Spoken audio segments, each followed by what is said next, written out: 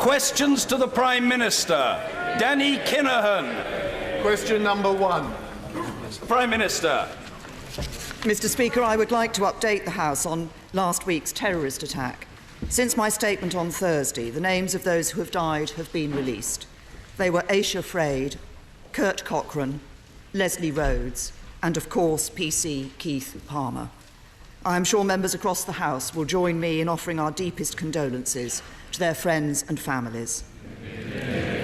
The Police and Security Services investigation continues, and 2 people have now been arrested and remain in custody.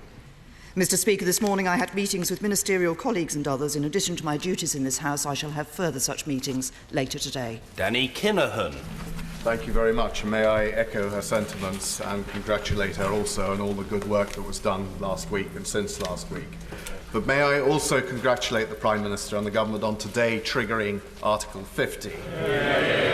I know this is a momentous action for the whole of the United Kingdom, and while I, like herself, campaigned to stay in, we recognise that the people have spoken, and we offer the Ulster Unionist Party full support in ensuring that the negotiations deliver the best for the whole of the United Kingdom, and particularly for Northern Ireland.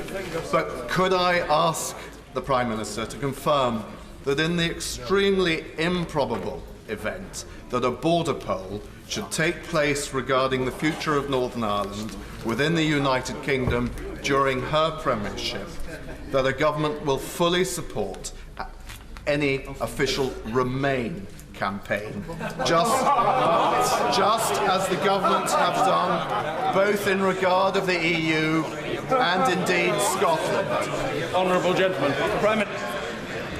Thank you, Mr. Speaker. Well, the honourable gentleman is absolutely right. Today, of course, we do give effect to the democratic decision of the people of the United Kingdom who voted for us to leave the European Union. And it was a call to make the United Kingdom a country that works for everyone, not just the privileged few. We are, of course, within that fully committed to ensuring that the unique interests of Northern Ireland are protected and advanced as we establish our negotiating position. And our position has always been clear that we strongly support the Belfast Agreement, including the principle of consent that Northern Ireland's constitutional position is a matter for the people of Northern Ireland to determine. But as our manifesto made clear, we have a preference that Northern Ireland should remain part of the United Kingdom. And we will never be neutral in expressing our support for that. And that's because I believe fundamentally in the strength of our union. Ranald J. Wardener.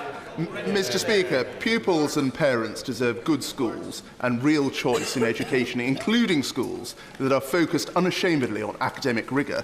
Can my right honourable friend tell us when this government will open applications for the new wave of free schools? And can she also confirm that they will be genuinely free to be run as they wish, serving the local community and creating schools that work for everyone?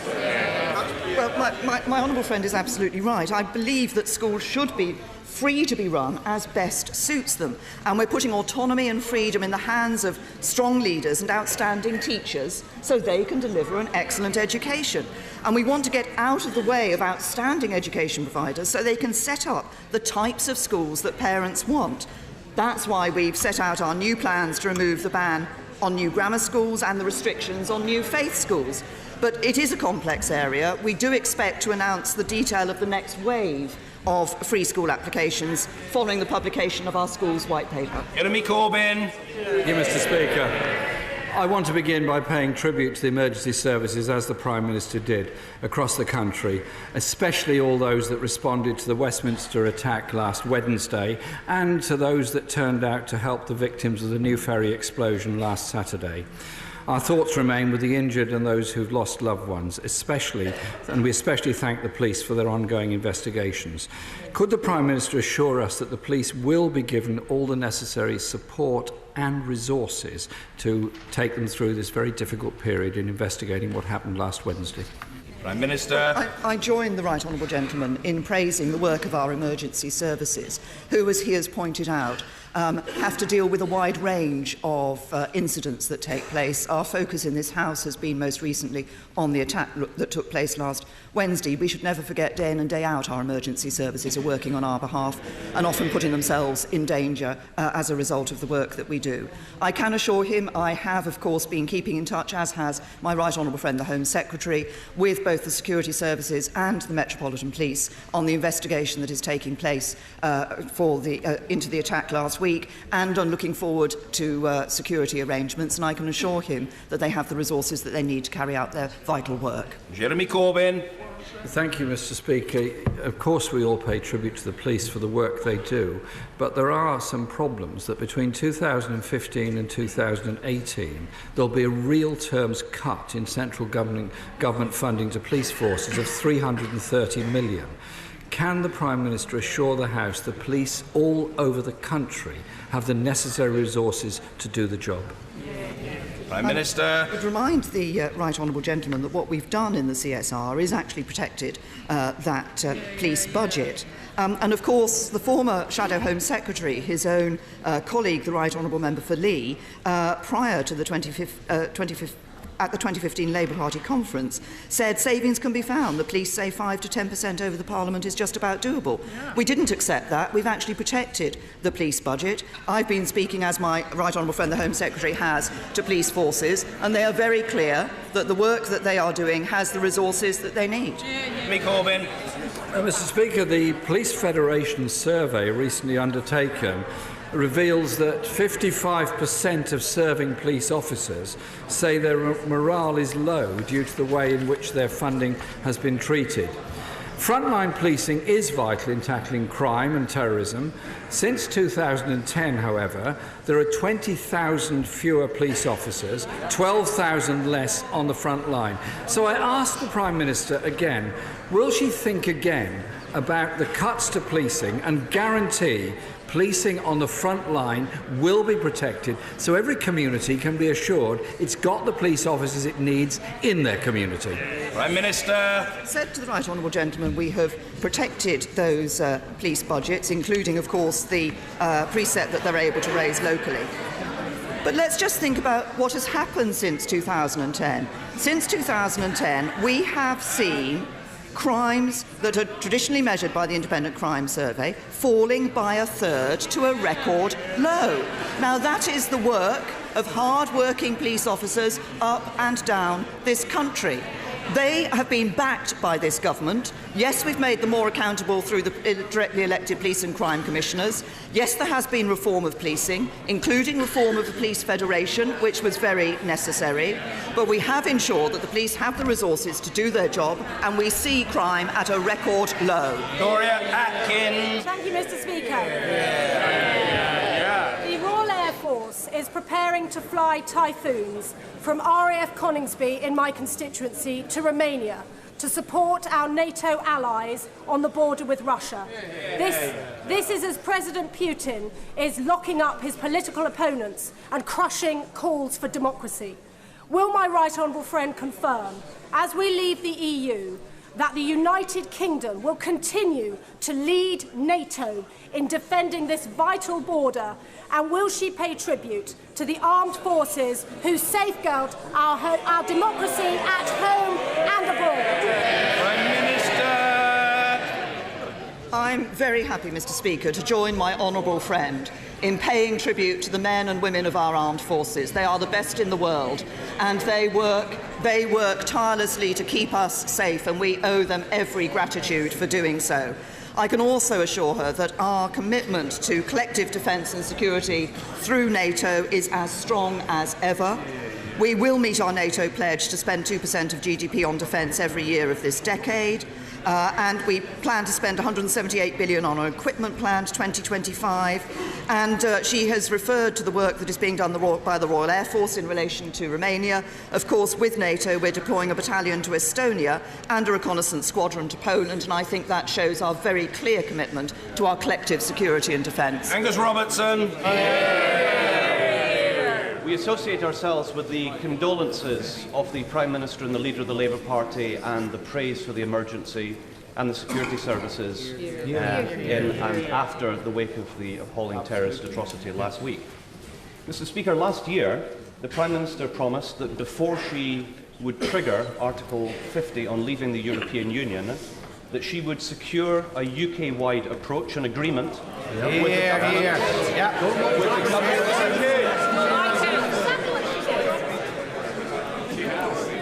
Last year, the Prime Minister did make that promise, and she promised there would be an agreement with the governments of Scotland, Wales and Northern Ireland before triggering Article 50. The Prime Minister has now triggered Article 50, and she's done so without an agreement. There is no agreement. Why has she broken her promise and broken her word? Prime Minister! I've been very clear throughout, and since the first visit I made as Prime Minister to Edinburgh last July, which was that we were going to work with the devolved administrations, that we would develop a UK-wide approach, but that in the negotiations it would be a UK approach that was taken into the negotiations, and it would be the United Kingdom government that took forward that position. And I would simply remind the right honourable gentleman that Scotland is part of the United Kingdom.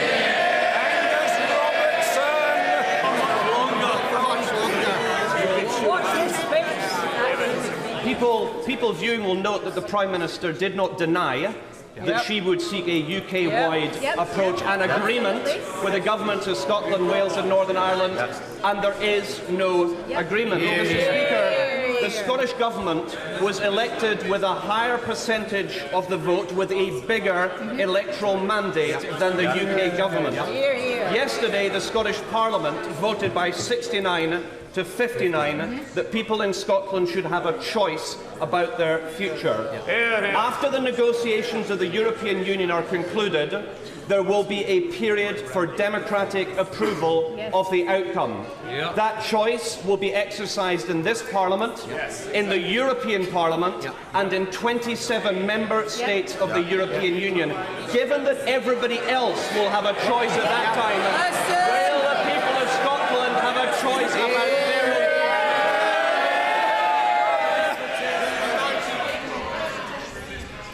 I say to the right honourable gentleman that we are taking forward the views of the United Kingdom into the negotiations with the European Union on the United Kingdom exiting the European Union. The Scottish Nationalist Party consistently talks.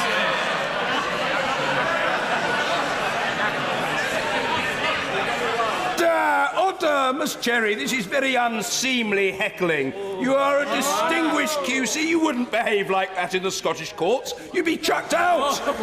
Prime Minister. Thank you. The SNP consistently talks about independence as the only subject they wish to talk about. What I say to the right honourable gentleman and his colleagues is this. Now is not the time to be talking about a second independence referendum. On today of all days, we should be coming together as a united kingdom to get the best deal for Britain. Julian Sturdy. Thank you, Mr. Speaker. Improving vocational and technical education is vital to closing our productivity gap. So, can the Prime Minister assure me that vocational education will enjoy equal status with academic education so that as we leave the EU, our young people can be equipped to build the high-skilled economy of the future? Prime Minister. My honourable friend has raised a very important issue. It is essential for young people that we do give vocational and technical education the right esteem and the right focus, because it is essential in addressing our productivity gap. We do want to deliver a world-leading technical education system that can create genuine options for young people that are equal in esteem, two options for young people equal in esteem. And of course, at the budget, my right honourable friend, the Chancellor, announced a significant package of investment to implement the most ambitious post-16 reforms since the introduction of A-levels 70 years ago, We're going to be investing an extra £500 million a year in England's technical education system and introducing maintenance loans to support those studying high-level technical qualifications at prestigious institutes of technology and national colleges. Bill Esterson. Thank you, Mr. Speaker. The Treasury Select Committee says that having to fill in a tax return every 3 months means that many smaller companies face disaster. The Federation of Small Business says that the extra annual cost is likely to be at least £2,700 a year. This is yet another burden on business from this government. She got it wrong on national insurance. Is she going to backtrack now on tax returns as well? Prime Minister. Perhaps the honourable gentleman should have listened to the announcement that my right honourable friend the Chancellor made in the budget, where he indicated that he would be delaying the introduction of this for the smallest businesses below the VAT threshold for a year. But I think it is right that HMRC does try to move to a greater digitisation of the way in which it operates. I think that will enable it to give a better service to those people who are completing their forms, and we should always remember that aspect of what is being proposed. Mackintosh. Thank you, Mr. Speaker. I welcome the additional money the government has given for adult social care, but it's important we also look at long-term solutions. As part of the long-term review, will the Prime Minister look at some of the cases in my constituency and the issues with how the system works with Northamptonshire County Council and Northampton General Hospital? Prime Minister. Say to my honourable friend that he's right. I'm grateful for his welcome for the extra money, the £2 billion that was announced by my right honourable friend the Chancellor at the budget that is going into social care. This shows that we have recognised the pressures and demands on social care, but it is also important that we ensure that best practice is delivered across the whole of the country. It isn't just about money. So we are trying also to find a long-term, sustainable solution which will help local authorities to learn from each other, to raise standards across the whole system, and we will bring forward proposals in a Green Paper later this year to put the state-funded system on a more secure and sustainable long-term footing. Corbyn. Thank you, Mr. Speaker. As Home Secretary, the Prime Minister clearly didn't protect police budgets. Last week, she told me 4 times we have protected the school's budget. Does she still stand by that statement? Prime Minister. We have protected schools' budgets, and we're putting record funding into schools. Corbyn. Well, today, Mr. Speaker, the Public Accounts Committee says of the Department of Education that it does not seem to understand the pressures that schools are already under. And they went on to say that funding per pupil is reducing in real terms, and goes on to say schools' budgets will be cut by £3 billion, equivalent to 8% by 2020. Is the Public Accounts Committee wrong on this? Prime Minister. What we see over the course of this Parliament is £230 billion going into our schools. But what matters is the quality of education that we see in our schools. 1.8 million more children in good or outstanding schools, and a policy from this government to ensure that every child gets a good school place. Jeremy Corbyn. Mr. Speaker, the daily experience of many parents who have children in schools is that they get letters from the schools asking for money. One parent, Elizabeth, wrote to me to say she's received a letter from her daughter's school asking for a monthly donation to top up the reduced funds that her school is receiving. This government's cuts to schools are betraying a generation of our children. If the Prime Minister is right, then the parents are wrong, the teachers are wrong, the IFS is wrong, the National Audit Office is wrong, the Education Policy Institute is wrong, and now the Public Accounts Committee, which includes 8 Conservative members in it, is also wrong. So which organisation does back the Prime Minister's view on education spending in our schools? Prime Minister. I have to say to the right honourable gentleman that, as I've just said to him, we said we'd protect school funding, and we have. A real terms protection for the schools budget. We said we'd protect the money following children into schools, and we have. The schools budget reaches £42 billion as pupil numbers rise in 1920. But I also have to say to him that it is about what the quality of education that the children are receiving.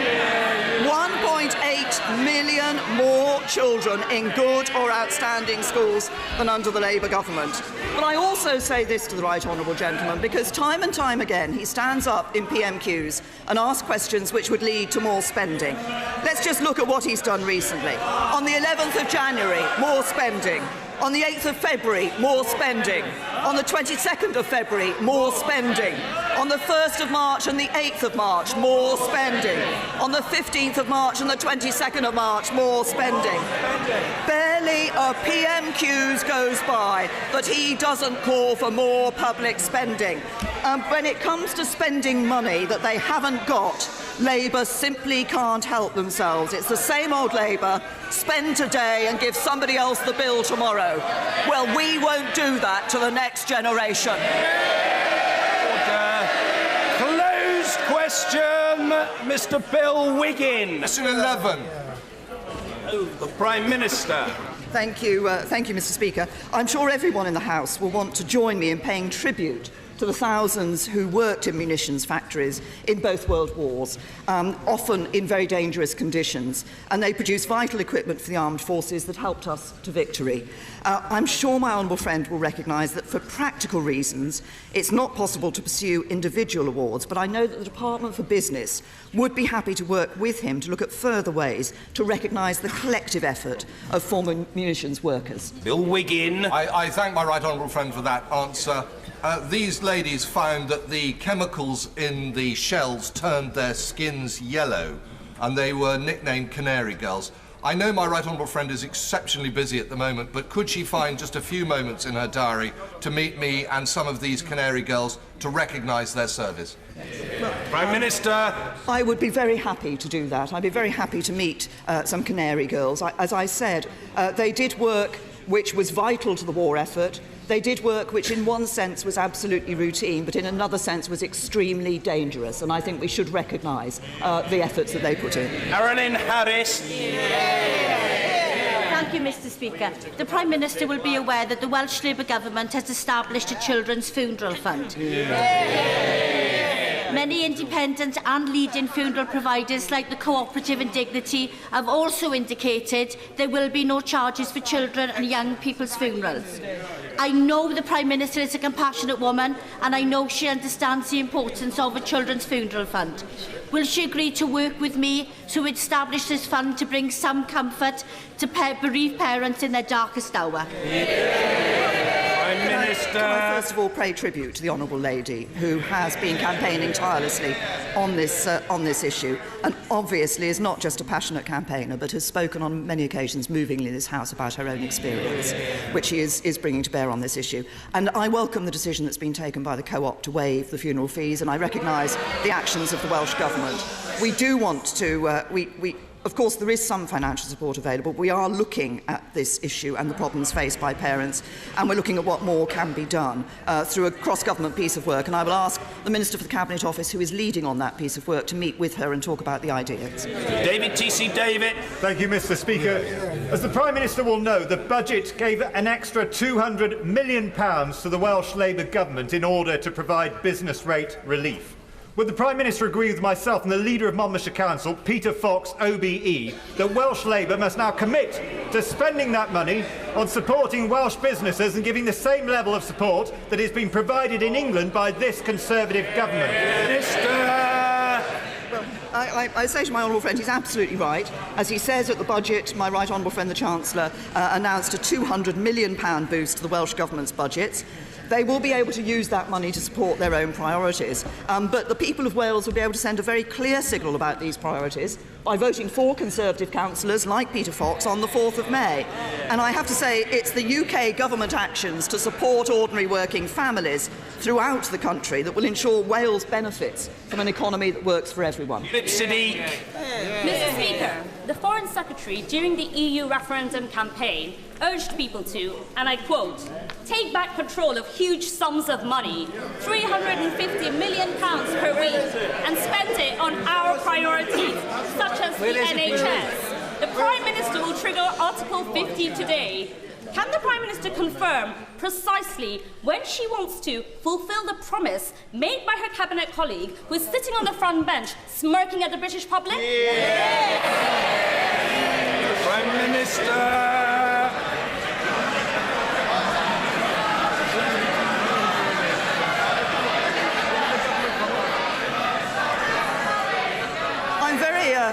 I'm very happy. Order. Boris is sitting perfectly comfortably and with an air of repose about the fellow to which we're accustomed. Let's hear from the Prime Minister. Well, I'm very happy to tell the Honourable Lady that, of course, when this country leaves the European Union, we will have control of our budgets and we will decide how that money is spent. Thank you, Mr. Speaker. With modification, schools in my constituency welcome the national funding formula. And given the Leader of the Opposition's intervention, I hope my next part of the question doesn't land me on the naughty step. But given that Stockport schools and other F40 schools have been at the bottom of the funding pile for years and therefore have less scope for efficiencies, would my right honourable friend consider providing more immediate support to them? Well, as my honourable friend is saying, what we're doing is aiming to end the postcode lottery of schools funding. And as I said earlier, schools funding is now at a record high. In relation to a minimum funding level, as I've said before, the DFE have heard representations on the issue on this national funding formula and will, of course, be considering those. It was a consultation. There have been a lot of responses to that. But it is a historic and complex reform. There's been general agreement for many years that reform is needed. We want to get this right, and that's why we're carefully considering the representations. Alex Salmond.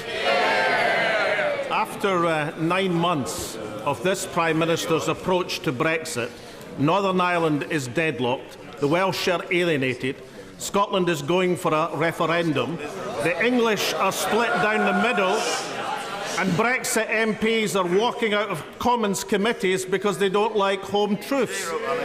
Has the Prime Minister considered, in terms of invoking Article 50, that now is not the time? Prime Minister.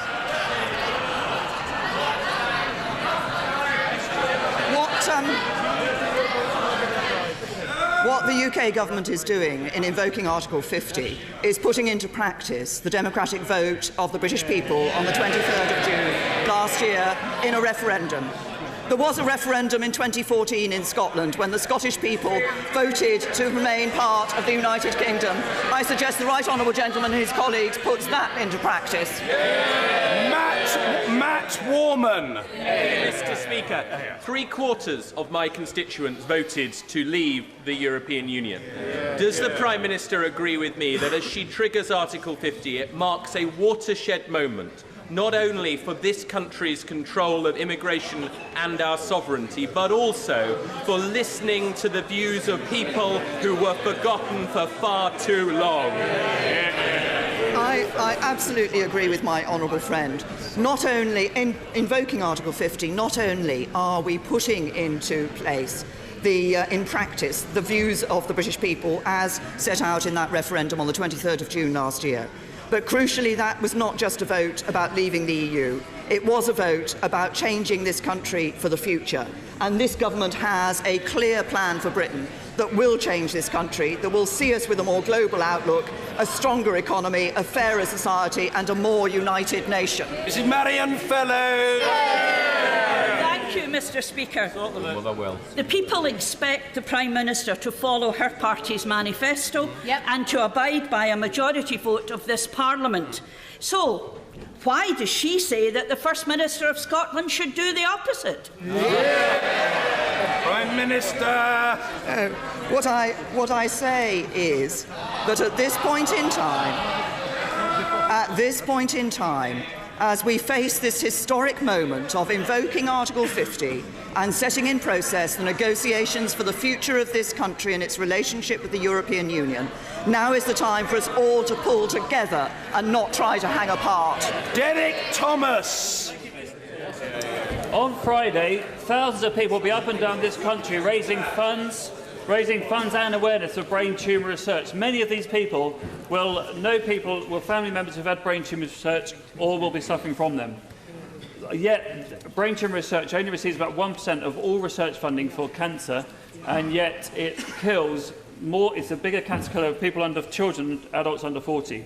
Will the Prime Minister join me in commending all these people raising awareness and funds, and also see what more we can do to increase funding for brain tumour research? Prime Minister. This is a very important area. I believe in this area also the UK does have a good record of research on brain tumours, and that is important, but he's absolutely right.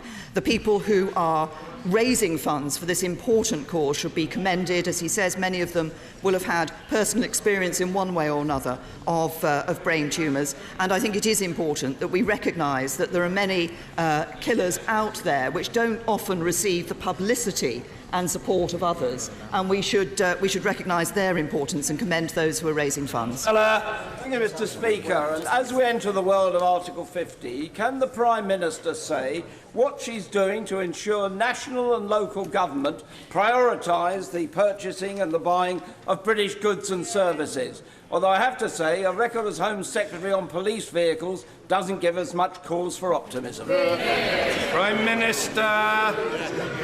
Well, we have, as a government, been encouraging the procurement of British goods and services. I would say he asked what we can do for local authorities. If people around the country want local authorities that are going to take their best interest into heart, then they should vote Conservative. Thank you, Mr. Speaker. Can I congratulate my right honourable friend, the Prime Minister, on invoking Article 50 today? And does she agree with me that this is the end? This needs to be the end of the phony war, the end of posturing, as we've heard from the other benches, and focus now on the detail for every industry, every sector, and every community to get a bespoke deal that we can all get behind. Prime Minister. I absolutely agree with my honourable friend. Now is the time for us to come together, to be united across this House and across this country to ensure that we work for the best possible deal for the United Kingdom and the best possible future for us all. Nigel Dodds. Thank you, Mr. Speaker. The Prime Minister has been rightly emphasising her determination to deliver for all constituent parts of the United Kingdom on this historic day. And whilst others are content to moan and whine, we want to see that delivery happen, and we're confident that she will make that happen. And in Northern Ireland, while some have walked away from their responsibilities in terms of devolution, we want to see devolution up and running, to have a functioning Northern Ireland government, and we have set no preconditions in the way of that. If others continue to stay away from devolution and walk away, will she pledge to work ever more closely with those of us in this House to defend and protect the interests of Northern Ireland? I think we say to the right honourable gentleman, we all want to work together to ensure that we can protect the best interests of Northern Ireland. I think, as he does, as he's just said, that ensuring that we have strong devolved government in Northern Ireland is important for the future. It's important so that we can build on the significant progress that has been made in recent years for the people of Northern Ireland, and I would urge all parties to come to the talks with a view to finding a way through this so that Northern Ireland once again can be restored to devolved government. James Berry. Thank you, Mr. Speaker. Would the Prime Minister agree that social media companies need to take action now to remove extremist and hate material from their platforms proactively, and to foot the bill for the police who are currently doing their dirty work at the taxpayers' expense? This whole question of working with the companies to ensure that extremist material is removed as quickly as possible is one that is not new. It has been going for a number of years. Of course, through the Counter-Terrorism Internet Referral Unit, we do have the process that enables the police to take material down. 250,000 pieces of material have been taken down since February 2010 from the internet, and there's been a significant increase in that activity in the last couple of years or so. But I know my right honourable friend, the Home Secretary, will be meeting the companies later this week to talk to them about this very important issue. We don't want to see extremist material on the internet. What we do want to see is companies taking action to remove material that is encouraging hate and division. Alison McGovern. Thank you, Mr. Speaker. Late on Saturday night, a massive explosion devastated New Ferry in my constituency. We're thinking of all those who are hurt, but Mr. Speaker, it is a miracle more people were not injured. The community now faces significant dereliction, so will the Prime Minister join with me in thanking all of those who looked after my community over the weekend and in recent days? And will she arrange for me a meeting with the Secretary of State who can discuss how the government can help us rebuild New Ferry?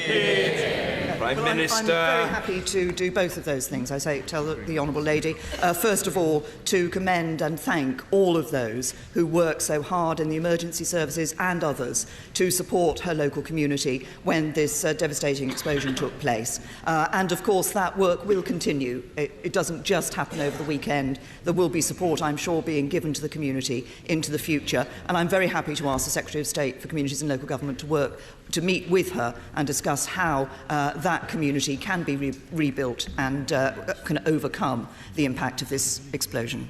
Order.